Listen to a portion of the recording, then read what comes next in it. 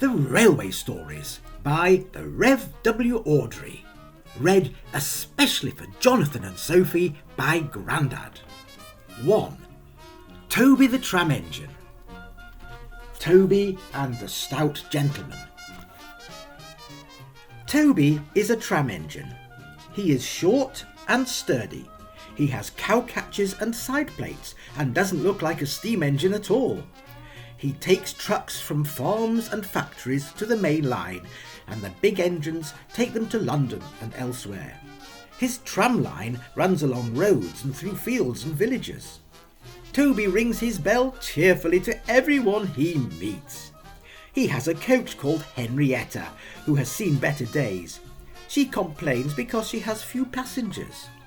Toby is attached to Henrietta and always takes her with him. "She might be useful one day," he says. "It's not fair at all," grumbles Henrietta as the buses roar past full of passengers. She remembers that she used to be full and 9 trucks would rattle behind her.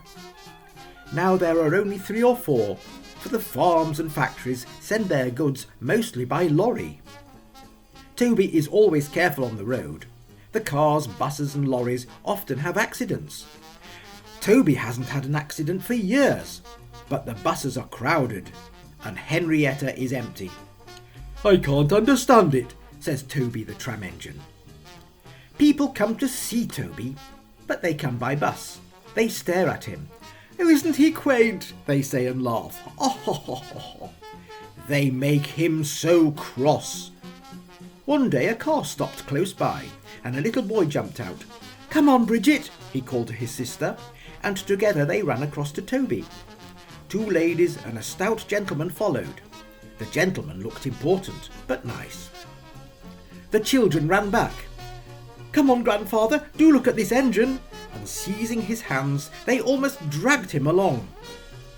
"That's a tram engine, Stephen," said the stout gentleman. "Is it electric?" asked Bridget. "Whoosh!" hissed Toby crossly. "Shush, shush," said her brother. "You've offended him." "But trams are electric, aren't they?"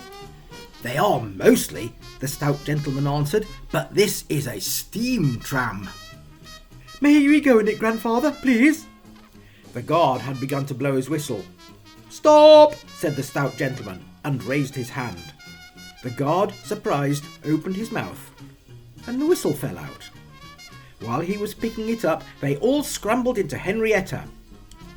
"Hip, hip, hooray!" chanted Henrietta, and she rattled happily behind.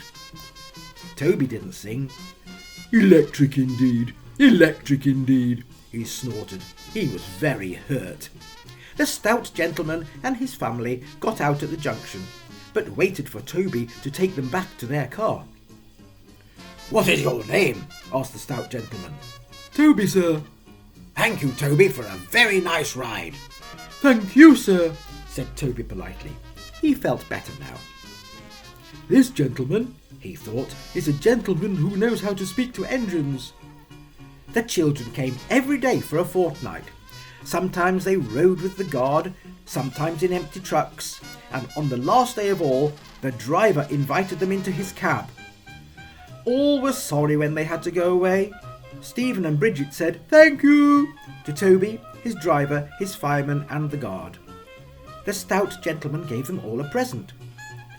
"Beep, beep, beep, beep, beep," whistled Toby. "Come again soon." We will," called the children, and they waved till Toby was out of sight. The months passed. Toby had few trucks and fewer passengers. "Our last day, Toby," said his driver sadly one morning. "The manager says we must close tomorrow." That day, Henrietta had more passengers than she could manage. They rode in the trucks and crowded in the brake van, and the guard hadn't enough tickets to go round. The passengers joked and sang, but Toby and his driver wished they wouldn't. "Goodbye, Toby," said the passengers afterwards. "We are sorry your line is closing down." "So am I," said Toby sadly. The last passenger left the station, and Toby puffed slowly to his shed. "Nobody wants me," he thought, and went unhappily to sleep. Next morning the shed was flung open and he woke with a start to see his fireman dancing a jig outside. His driver, excited, waved a piece of paper. "Wake up, Toby," they shouted, "and listen to this. It's a letter from the Stout gentleman." Toby listened and... "But I mustn't tell you any more, Jonathan and Sophie, or I will spoil the next story."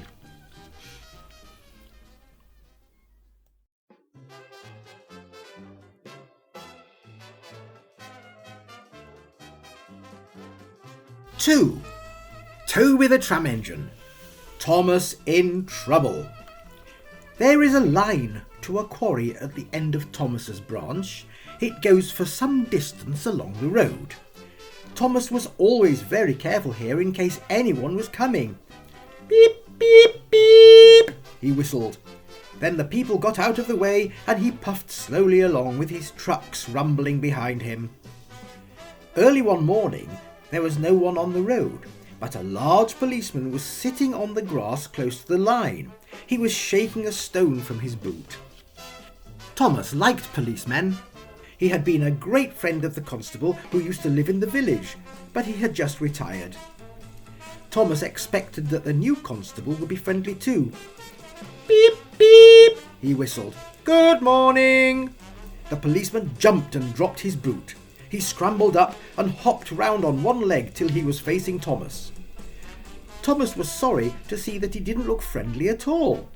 He was red in the face and very cross. The policeman wobbled about trying to keep his balance. "Disgraceful," he spluttered.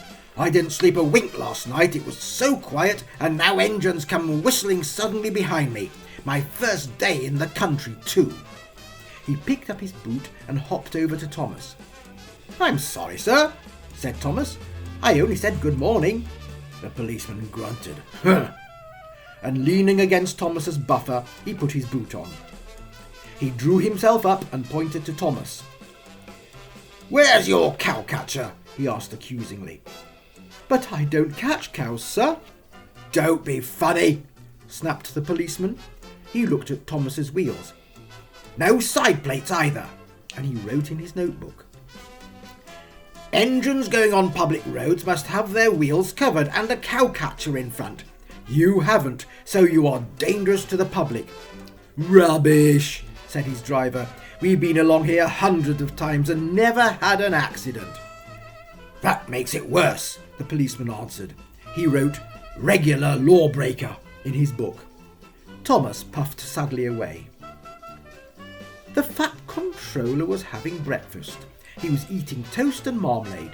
He had his newspaper open in front of him, and his wife had just given him some more coffee. The butler knocked and came in. "Excuse me, sir, you're wanted on the telephone." "Bother that telephone," said the fat controller. "I'm sorry, my dear," he said a few minutes later. "Thomas is in trouble with the police, and I must go at once." He gulped down his coffee and hurried from the room. At the junction, Thomas's driver told the fat controller what had happened. "Dangerous to the public indeed. We'll see about that." And he climbed grimly into Annie, the coach. The policeman was on the platform at the other end. The fat controller spoke to him at once, and a crowd collected to listen. Other policemen came to see what was happening, and the fat controller argued with them too. But it was no good. "The law is the law," they said, "and we can't change it." The fat controller felt exhausted. He mopped his face. "I'm sorry, driver," he said. "It's no use arguing with policemen. We'll have to make those cowcatcher things for Thomas, I suppose." "Everyone will laugh, sir," said Thomas sadly. "They'll say I look like a tram." The fat controller stared. Then he laughed. "Ha ha ha ha! Well done, Thomas. Why didn't I think of it before? We want a tram engine. When I was on my holiday, I met a nice little engine called Toby. He hasn't enough work to do and needs a change. I'll write to his controller at once." A few days later, Toby arrived. "That's a good engine," said the fat controller. "I see you've brought Henrietta." "You don't mind, do you, sir?" asked Toby anxiously. "The station master wanted to use her as a hen house, and that would never do." No indeed, said the fat controller gravely. We wouldn't allow that. Toby made the trucks behave even better than Thomas did. At first Thomas was jealous, but he was so pleased when Toby rang his bell and made the policeman jump that they have been firm friends ever since.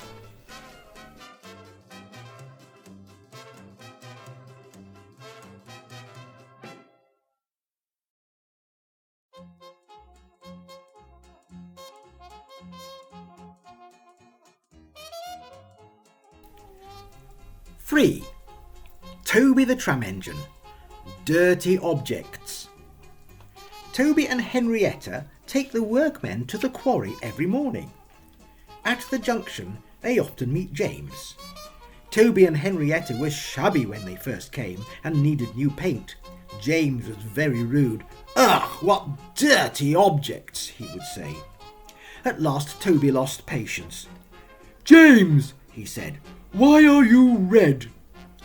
I am a splendid engine, answered James loftily, ready for anything. You never see my paint dirty. Oh, said Toby innocently. That's why you once needed bootlaces to be ready, I suppose. James went redder than ever and snorted off. At the end of the line, James left his coaches and got ready for his next train. It was a slow goods, stopping at every station to pick up and set down trucks. James hated slow goods trains. Dirty trucks from dirty sidings, ugh, he grumbled. Starting with only a few, he picked up more and more trucks at each station till he had a long train. At first the trucks behaved well, but James bumped them so crossly that they determined to pay him out. Presently, rumbling over the viaduct, they approached the top of Gordon's Hill. Heavy goods trains halt there to pin down their brakes. James had had an accident with trucks before and should have remembered this. Wait, James, wait, said his driver, but James wouldn't wait. He was too busy thinking what he would say to Toby when they next met. Too late, he saw where he was and tried to stop. Hurrah, hurrah, laughed the trucks, and banging their buffers they pushed him down the hill. The guard tightened his brakes until they screamed. On, on, on, yelled the trucks. I've got to stop, I've got to stop, groaned James, and setting his brakes he managed to check the truck's mad rush, but they were still going much too fast to stop in time. Through the station they thundered and lurched into the yard. James shut his eyes. There was a bursting crash, and something sticky splashed all over him. He had run into 2 tar wagons and was black from smoke box to cab. James was more dirty than hurt, but the tar wagons and some of the trucks were all to pieces. The breakdown train was in the yard, and they soon tidied up the mess. Toby and Percy were sent to help and came as quickly as they could. Look here, Percy, exclaimed Toby. Whatever is that dirty object? That's James, didn't you know?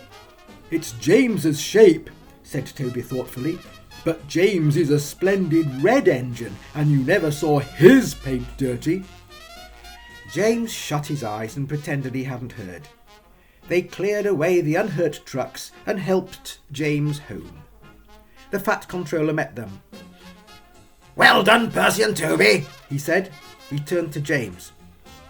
Fancy letting your trucks run away. I am surprised. You're not fit to be seen. You must be cleaned at once. Toby shall have a coat of paint. Chocolate and blue, I think. Please, sir, can Henrietta have one too? Certainly, Toby, he smiled. She shall have brown, like Annie and Clarabelle. Oh, thank you, sir. She will be pleased. Toby ran home happily to tell her the news.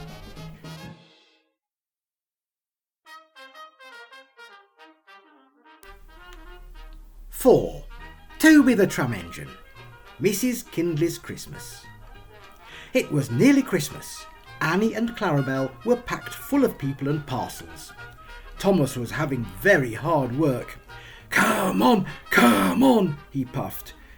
We're feeling so full, grumbled the coaches. Thomas looked at the hill ahead. "Can I do it? Can I do it?" he puffed anxiously. Suddenly he saw a handkerchief waving from a cottage window. He felt better at once. "Yes, I can! Yes, I can!" he puffed bravely. He pulled his hardest and was soon through the tunnel and resting in the station. "That was Mrs. Kyndley who waved to you, Thomas," his driver told him. "She has to stay in bed all day." "Poor lady," said Thomas. "I am sorry for her." Engines have heavy loads at Christmas time, but Thomas and Toby didn't mind the hard work when they saw Mrs. Kyndley waving. But then it began to rain. It rained for days and days. Thomas didn't like it, nor did his driver. "Off we go, Thomas," he would say. "Pull hard and get home quickly. Mrs. Kyndley won't wave today." But whether she waved or not, they always whistled when they passed the lonely little cottage. Its white walls stood out against the dark background of the hills. "Hello!" exclaimed Thomas's fireman one day. "Look at that!" The driver came across the cab. "Something's wrong there," he said.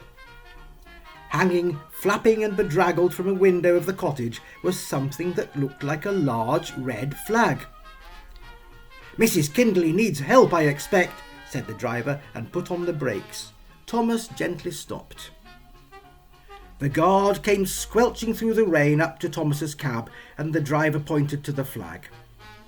"See if a doctor's on the train and ask him to go to the cottage. Then walk back to the station and tell them we've stopped." The fireman went to see if the line was clear in front. 2 passengers left the train and climbed to the cottage. Then the fireman returned. "We'll back down to the station," said the driver, "so that Thomas can get a good start." "We shan't get up the hill," the fireman answered. "Come and see what's happened." They walked along the line round the bend.